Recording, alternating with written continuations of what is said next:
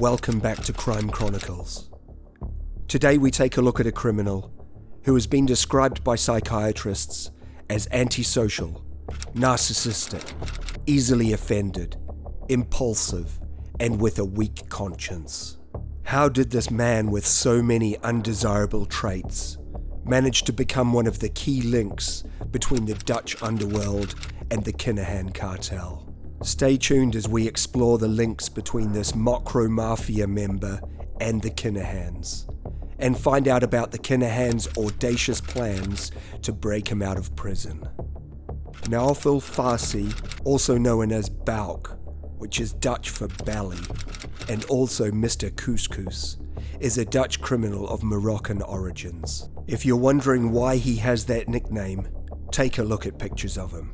Fassih is short, swarthy, and enormously overweight. His shaven head appears to bypass a neck and rise directly out of his shoulders. To say that Fassih's girth matches his height would be an exaggeration, but not by much. He has been at the centre of a long-running feud between two Dutch crime gangs, and has criminal links to Spain, Ireland, and Morocco. The belly is considered part of the Mocro-mafia. In March of 2012, customs seized over 200 kilograms of cocaine in Antwerp, and because the seizure was not announced publicly, the gang expecting the shipment thought they'd been ripped off by rival criminals. And then, all hell broke loose in the Dutch criminal underworld. The missing cocaine, valued at well over 10 million euros, would kick off a wave of violence as gangs pointed the finger at each other over the missing product, not knowing that it had been intercepted by the authorities. This gang violence would lead to at least 14 deaths, one of which was Martha, a well-known drug kingpin and hitman.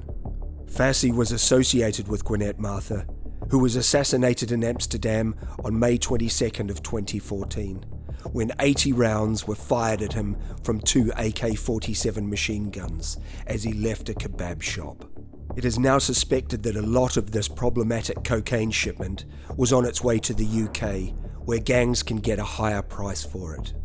Fassih was allegedly present at another assassination linked to this missing shipment, that of gang boss Samir Buik, known in the underworld as Scarface. He was killed near Marbella in Spain on August 28th of 2014. Dutch police believed that the belly was there with 5 others. Buik was associated with another criminal known as Danny Daimler, and one of Danny's enforcers was Peter Rapp. On the 4th of November 2015, Dutch police, bugging a car, heard Wafa Belfala, Fassih's girlfriend, counting out 8,000 euros in 500 euro notes and giving the cash to a man in Eindhoven. Dutch police believe she then flew to Dublin, from where she contacted Fassih. The following day, an attempt was made to murder Peter Rapp near Amsterdam. A staggering 40 shots were fired at Rapp, and he was hit 7 times. By some miracle, he survived this attack. He was sitting in his car on the outskirts of Amsterdam beside a canal when the attack happened. He managed to climb out of the car and conceal himself in the canal, which would ultimately save him. Luckily, an eyewitness to the attack got the number of the assassin's car, and the Dutch police arrested 3 men. Dutch police found a BlackBerry on one of the 3, where the contact details for Fassih were stored under the name Buik. In April of 2016, Irish Gardaí were executing a search warrant on an apartment in Baggot Street in Dublin that they believe belonged to the Kinahan cartel, when who should answer the door but the belly. Gardaí did not know who he was, though they suspected he was connected to organised crime, a dead giveaway being that he was staying in an apartment linked to one of the world's biggest cartels. When Gardaí searched the apartment, they found a fake Dutch passport, a fake Belgian ID card, 3 designer watches worth almost 90,000 euros, assorted phones, memory sticks, 12,825 euros in cash, and £300 in sterling, and he was wearing 800 euro trainers. When asked his name, He told them he was Omar Ghazwani. He would later be properly identified when his fingerprints were sent to Interpol. 2 arrest warrants were sent. One for a fight on a Dutch street and money laundering in the Netherlands. The second for money laundering relating to the cash found in the apartment in Dublin with him.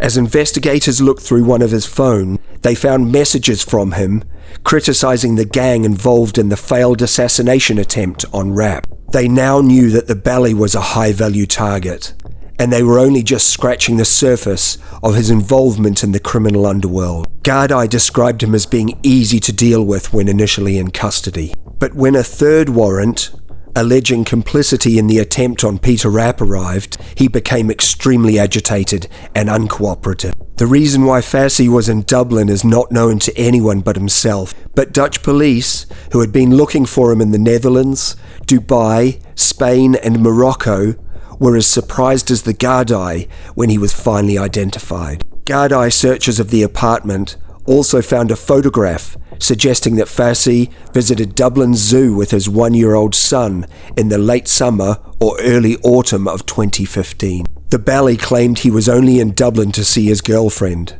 and that all of the valuables and cash discovered in the apartment belonged to the owner and not to him. Dutch police now believe Fassih had been in the city for about 9 months, using the Kinahan-linked apartment as a safe house while on the run. It is not known if Fassih did any work for the Kinahans while in Dublin, or indeed what his connection to the gang really is, but the Dutch think he is very, very close to them, according to a source in the Netherlands. He would be tried for his part in the attempt on the life of Peter Rapp, and was subsequently jailed in April 2018 for 18 years. He was the 6th person to be convicted for a role in the crime, others having received sentences from 17 to 20 years. He was convicted because he had issued instructions to kill Rapp. He was also convicted of involvement with the murder of Ali Motammed. He subcontracted the murder to hitmen in the Netherlands. Evidence seized from Enetcom led to him being convicted of 1 charge of murder and 1 of attempted murder. Emails revealed that 130,000 euros was offered for the murder of Motammed, though the identity of whoever offered the money has never been established. While awaiting extradition at a prison in Dublin, an audacious plot to break the Bally out of prison came to light. This plot is thought to have been orchestrated by the Kinahans and their associates. It's believed this plot would include a jail attack on the Bally, which would have left him requiring medical attention at the nearby Mater Hospital. The cartel may have then tried to ambush the prison van transferring him to the hospital.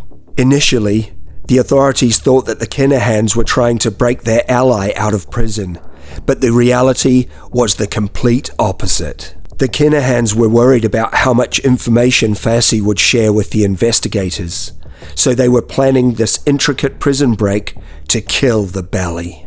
The popular theory about the full plan is that they organised to have him attacked in Mountjoy prison. From there, he would be injured just enough to require medical attention in hospital. The cartel would then target the prison van carrying him to hospital and kill him on the spot. Luckily, this plot was discovered in advance, and Fassih was moved to another prison for his safety. Once again, we can see that any connection to the Kinahans can be hazardous to your health. Thank you for joining us today on Crime Chronicles. Don't forget to like, subscribe, and share the channel with your friends.